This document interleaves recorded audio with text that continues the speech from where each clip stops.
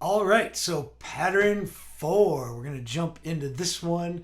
Now we're going to get into some really active eighth notes on the guitar, and I think probably something similar on the harmonica, I suspect.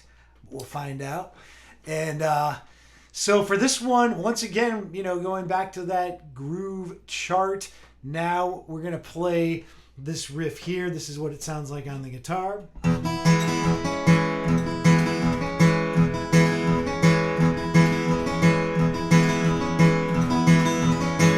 Now we have a lot more notes that are not with the thumb note. I like to call those notes the eighth notes, a lot of times in between notes. And we're essentially going to be playing those straight eighths on 1 and 2 and 3 and then on 4, we're just going to play 4. So it's going to go 1 and 2 and 3 and 4. 1 and 2 and 3 and 4 and 1 and 2 and 3 and 4 and. So let's take a look at that up close. So essentially what we're going to be doing, once again, the thumb is still doing the same thing. Surprise, surprise. From the 6th string to the 2 middle strings. And that's our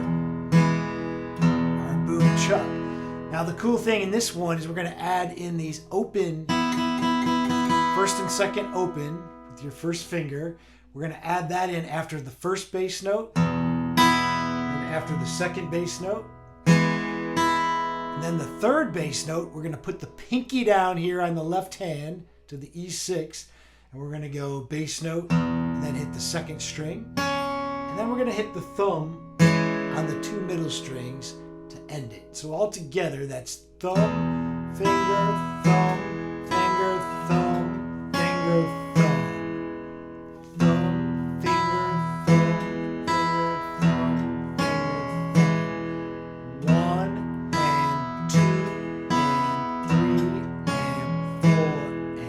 1 and 2 and 3 and 4 and 1 and 2 and 3 and 4 and 1 and 2 and 3 and 4 and a little bit faster.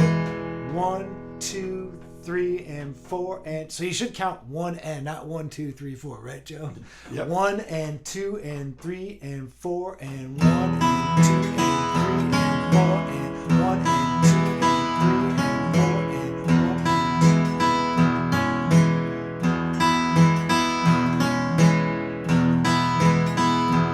1. A little bit faster. 1 and 2 and 3 and 4 and 1.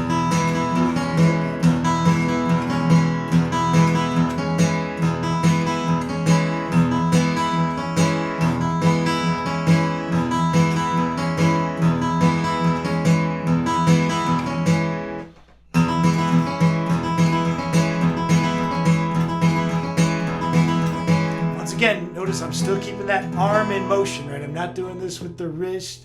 I'm not doing it with a bunch of little finger motions. That arm is powering the engine, so do not forget that. That is where it starts to get really cool with these eighth notes on pattern 4. That's pretty exciting stuff, I think. I think so too.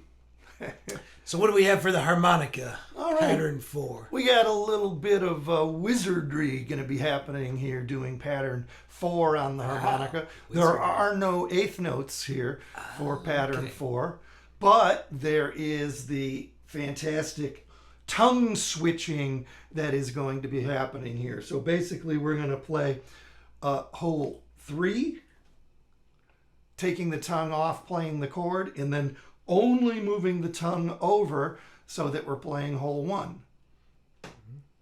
So it's 3 chord, 1 chord, 3 chord, 1 chord.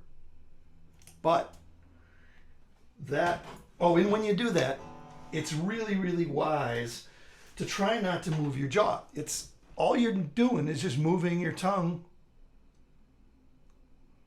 down, off.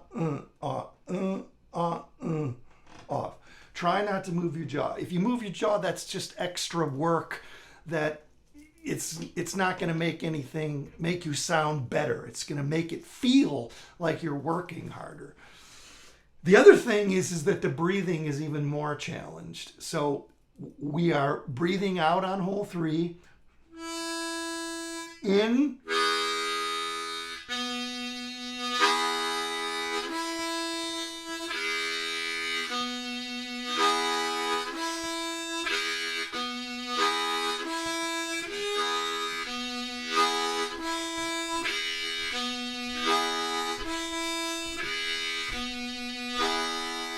So hole 3 is exhaling. Now going to the inhaling chord.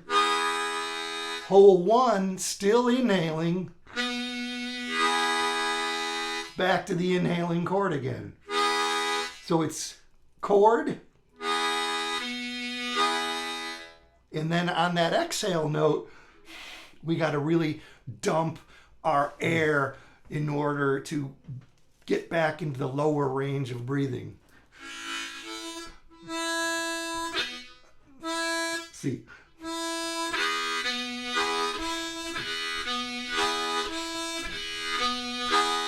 You don't see any movement going on here. This is tricky. Two things that are very tricky about it. And this is going to really push you to the limits and make you understand how you have to learn to breathe differently if you're going to pull this off. You cannot use your regular old conventional breathing. Here's 80.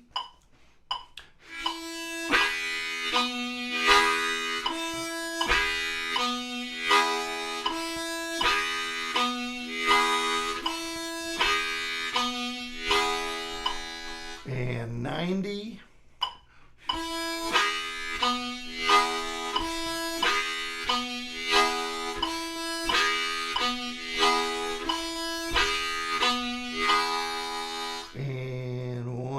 The good thing is the faster you do it, the shorter the time is that you inhale.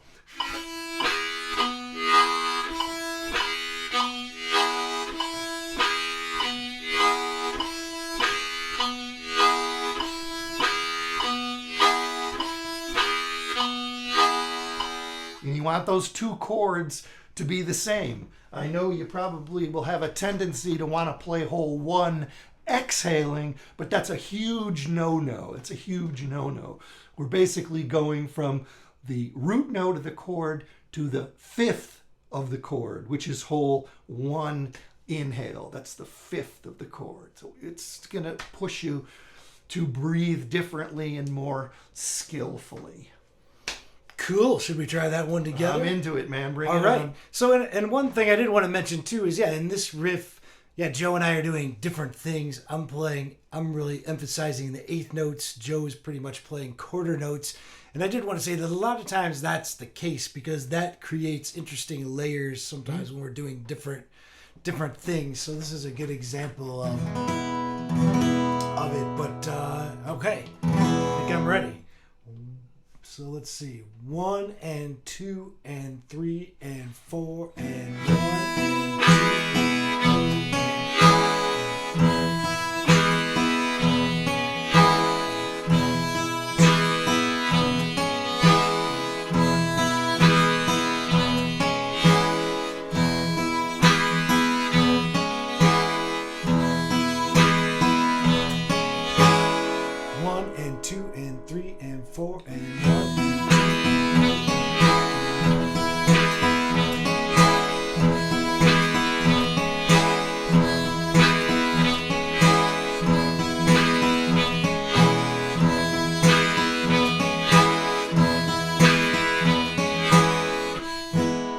One and 2 and 3 and 4 and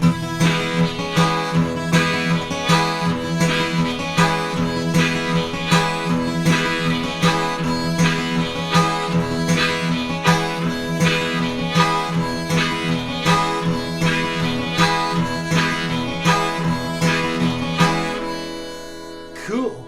So I think a good thing, something I wanted to note right here. Now we're starting to get into some more complicated stuff, especially on the guitar rhythm there. But I think both of us are listening for that. It's for that chuck, for that. And so that's where we're locking it in, right?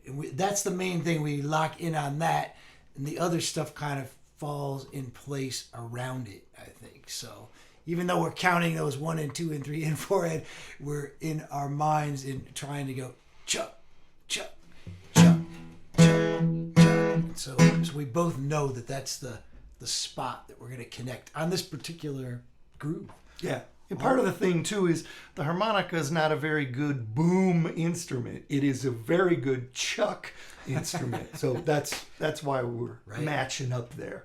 Right. Cool. All right. Well, I think that's it for pattern 4.